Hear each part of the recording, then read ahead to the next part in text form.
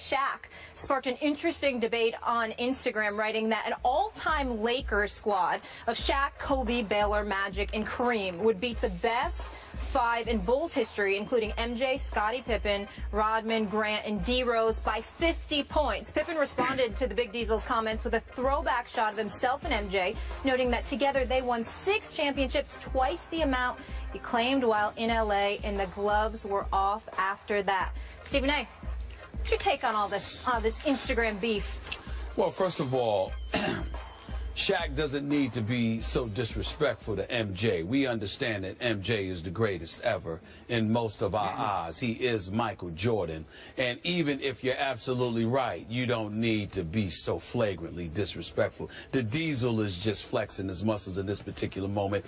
MJ can't beat 5 people by himself, even though his greatness appears to have been capable of doing so on occasion throughout his NBA career. Pippen is no joke. Regardless of what my man Skip Bayless would say, he is an all-time 50 greatest player, considering what he did on both ends of the floor. I am a Scottie Pippen fan, but at the end of the day, when you talk about a Dennis Rodman, a Horace Grant, compared to an Elgin Baylor, a Kareem Abdul-Jabbar, whatever, I mean, come on now. There's just no question that whether it's Kareem, that skyhook, the most unstoppable move in the history of the game, Shaq and his dominance, you know, the second most dominant player of all time outside of Wilt Chamberlain in terms of his physical dominance, the greatness of Magic Johnson, Kobe.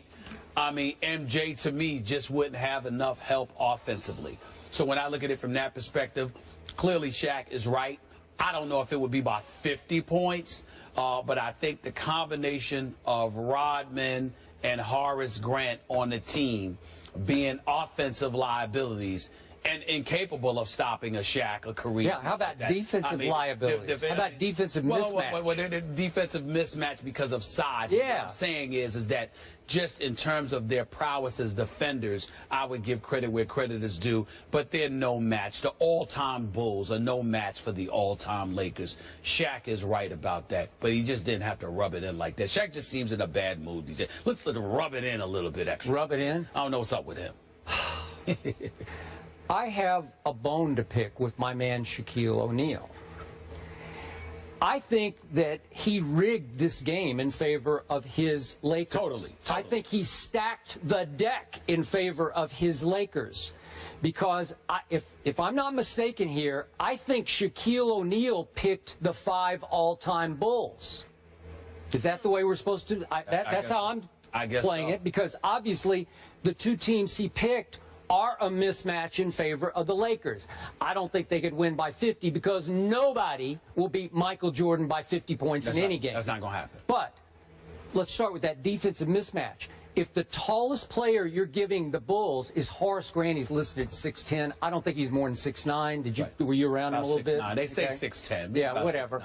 Dennis Rodman, I covered. He's listed at 6'7". I don't think he's much more. He's listed 6'7". I'm not sure he's over 6'6". No, he is over 6'6". A below-the-rim rebounder. So those 2 are going to cover Kareem Abdul-Jabbar and Shaquille O'Neal. That's a mismatch with Magic throwing lobs. Talk about Lob City. That would be Lob City right there, right? Okay, so I'm going to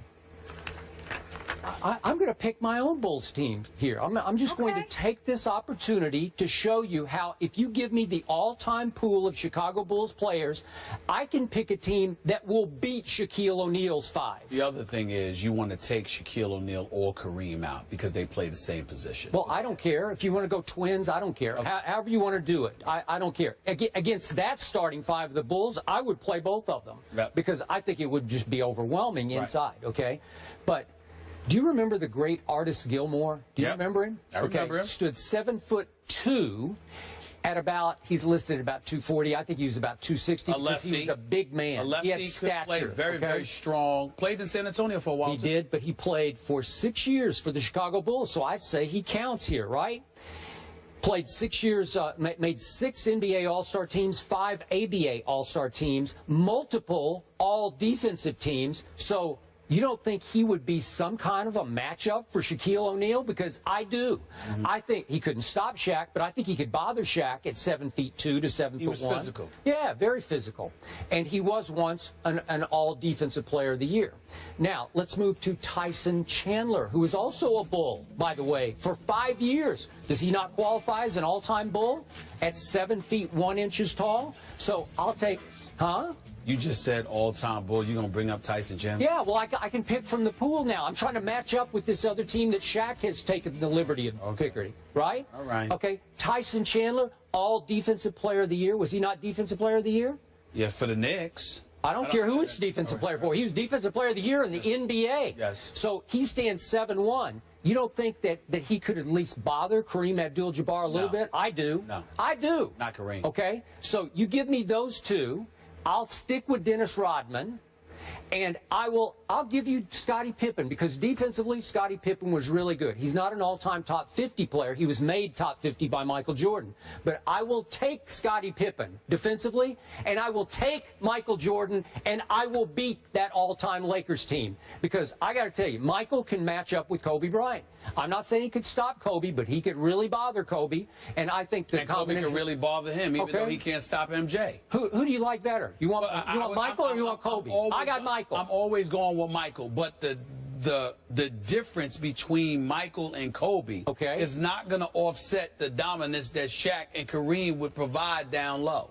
And so not with these two guys. I'm telling you, I got two big men. Shaq and Kareem would destroy Artis Gilmore. Nope, they would not destroy. Tyson Chandler. I like Tyson Chandler. I really do.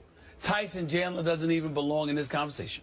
He don't even belong in this conversation. You're about to burn your bridge with him. Well, I'm sorry. Listen. Hey. If I'm going to burn my bridge by talking about people's skill set that they put on display in front of millions, then damn it, napalm them. Because I'm going to tell the truth. Tyson Chandler, who I respect and like, does not belong in the same sentence as Shaquille O'Neal. Did he win an NBA championship? Yes, he did. He was on a team. You know what? So did Bill Wennington. So did Stacey King, Skip Bayless. So did Bill Luke Longley. So did Luke Michael Jordan. Exactly. So don't give me that. Who was on the Dallas team? Don't give me that. Was Michael Jordan on the Mavericks team? Don't interrupt me when I'm talking. Don't give me these names just because they got a championship.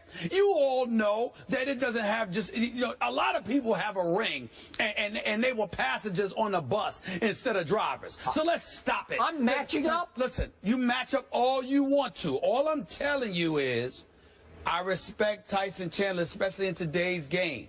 When you talk about all-time greats, you do not belong in the same conversation as Kareem Abdul-Jabbar or Shaquille O'Neal. Stop it. You're missing my point. You're matching up. I'm matching up. I know Shaq that. started it. I'm finishing it. I'm saying to you, you're just picking from the lot of Bulls because that's all you got. That's fair. That's fine.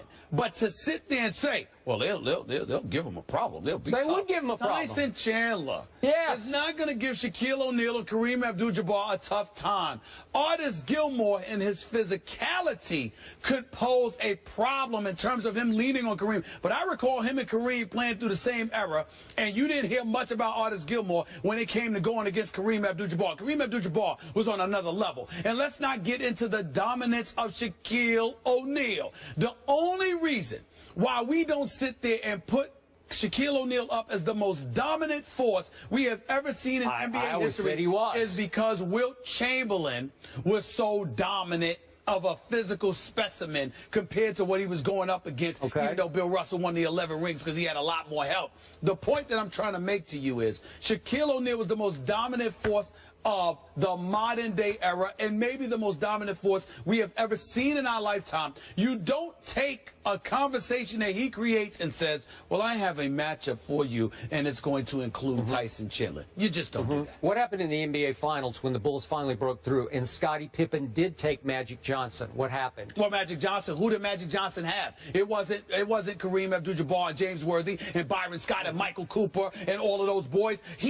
Magic Johnson had Vlade Divac, if I remember correctly, and Lord knows who else. I mean, it wasn't the typical Showtime Lakers that the Bulls and Jordan beat. Scottie did a very good job. He did an exceptional job. He did. On Magic. He did an exceptional job. But let's just put things in its proper perspective and understand That one has nothing to do with the other. That's not. That was not the Showtime Lakers that played in the finals against Michael Jordan. If and the Chicago team Bulls. I proposed played the team Shaq proposes from the Lakers, what would the score be? The team you proposed? Yeah. They'd lose by about 30, 35. 30 or 35? Are you kidding me? Yeah. Michael Jordan, with those two post players, and Rodman and Scotty, would lose by 35? You are completely disrespecting, by far, the greatest player who ever walked on the Michael Yes, Jordan. you are. I'm saying that when you give me Tyson Chandler with Artis Gilmore to offset Kareem Abdul-Jabbar and Shaquille O'Neal, you lose me. No. I know that Michael Jordan would do what he does. You know, but you don't win. You don't win at all. Yes, I do. Right. Michael Jordan would be by far the best player on the court. We need on the court. You know, First Take is about engaging in realistic conversation. No, this is very realistic. So let's go. This is a little before your time kind of conversation. Before my time? Yes. What have you mentioned? I'm sorry, Tyson Chandler's before my time? Artis Gilmore's way before your time. Artis Gilmore's not before my time. I grew How old are you? I'm 47. Are you lying about your age? I'm 47, and I grew up watching Artis Gilmore. I watched him when he was with the Spurs, as well as when he was with the Bulls, okay? I remember when Rod Thorne drafted Michael Jordan, for crying out loud. I remember when he played for Jacksonville in college. I remember when Portland was down 0-2 to Julius Erving and the Philadelphia 76ers and Bill Walton and Maurice Lucas and those boys, Lionel Hollins and those boys came back from an 0-2 deficit and won 4 straight in 1977. Yes, I do. I was watching, okay? I'm not deferring to your expertise on this one because of age, okay? I saw that. Artis Gilmore is to be respected. He could play. I like him a lot. Bob Lanier could play. He was another one. But Kareem was on another level. Sure he was. Period. Match up. Michael Jordan would finally take this game over. Oh, Lord. Kobe couldn't deal with it. Okay. You're wrong about that. Thank you. You're wrong about that. All right. Let's